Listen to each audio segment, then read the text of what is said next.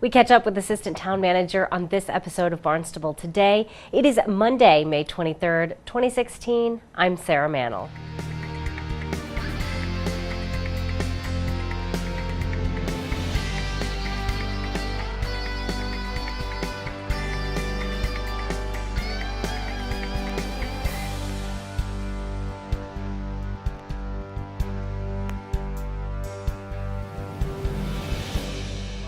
Of course, first with congratulations. I won't be calling you Assistant Town Manager for much longer. We'll be calling you the Town Manager in about a month. Thank you. Thank you. I appreciate that. Great. We're looking forward to having you lead the town.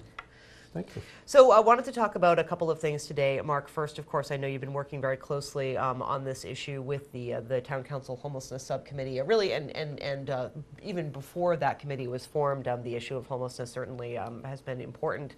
But one of the big things that's come out of that committee is the homeless coordinator position. And I wanted to talk a little bit about kind of where we are in terms of developing that job description and funding the position. Well, we've actually come to a significant milestone relative to that, and last Thursday at the subcommittee meeting, we went through the request for grant. It's going to be a contracted position. We're going to go out and solicit proposals from individuals or organizations who can offer this sort of coordination service, and it'll be paid for through a grant that we've created. Part of the funding for the grant will come from the LaRusso Foundation, and part of the funding will come from our town. And we expect to go out with those grant proposals this Wednesday. Oh, excellent. That'll be the first. It'll be on our website. We believe we're going to put it in the newspaper. The proposal will be open for 2 weeks, and I don't have the exact deadline dates yet. And we'll be gauging the number and types of proposals. If we need to extend it, we can do that. We can do both. You know, we can advertise it. You know, we can go to direct solicitation on this. There's many methods. So we're going to try to reach out to as many contracted services that we can, get those proposals in, and get somebody in here, because we're becoming very active right now out there on Main Street and in other locations, and we want to make sure we have this in place so that we can coordinate with our service agencies that are providing outreach workers and really see some real improvements this coming summer season. Great. So what kind of qualities are you looking for this homeless coordinator? What kind of experience? We're looking for somebody who has administrative experience, strong communication abilities, certainly within the fields that we're dealing with, the types of agencies that provide these services. And they're, nonprofits. Sometimes they are other groups who have come together to try to help people in need. And so really and to have a behavioral science background so that they understand the underlying issues to why this is occurring, the different types of scenarios. There's very different, every individual is different obviously, and every situation is different, and the types of services they may need will vary. And to understand the process of seeing a person transition from being in that state of need to the next steps. Knowing all of that, bringing all of these resources together on our behalf, and reporting back to us as to how we're doing. And then bringing together, either through the coordinator or beyond, it'll be a direct report to the town manager's office in coordination with the town council subcommittee. And we're expecting the person obviously to be working daily, reporting weekly, monthly, quarterly, and then summary reports at the end of like a season perhaps. This is for 12 months, so it's through June 30th of 2017, and we're going to evaluate the success of this. And I think it's a model that can help us better coordinate, obviously. Title describes that, but it's my observation, and I don't come from this background, meaning I didn't study behavioral science. Is that we have some resources out there, all well-intended, in many cases individually doing a very good job, but collectively we could even address the problem better. And we had talked about, well, maybe the different groups, different levels of government may intervene, and I give a lot of credit to our town council and the subcommittee of the town council. They made the decision to step up, commit the resources, not wait another year, and get moving on this. So and I've been the one that the town manager had organize from town's perspective all of these efforts.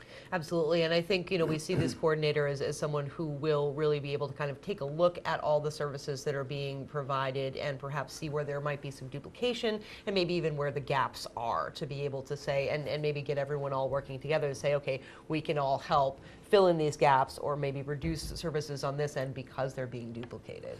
Yes, and one of the challenges is the position doesn't have authority over many of these agencies, so we envision this being a true collaboration because we're all really focused on the same objective. We want to come together. We want to be able to do this in a manner that helps the individuals. And this is the peak time from now until the end of the summer, and we really need to have that resource in place and this coordination effort moving in a positive direction. Great. Well, we'll have to welcome whomever it is that is our coordinator onto Barnstable this morning once they come on, and we'll get updates from them as well. That would be fantastic. So, Mark, switching gears a little bit, I understand the EPA took some significant action relative to PFAS, something that a contaminant that's typically found in the water supply. And I wanted to talk a little bit about what is PFAS and how does that affect us here in Barnstable?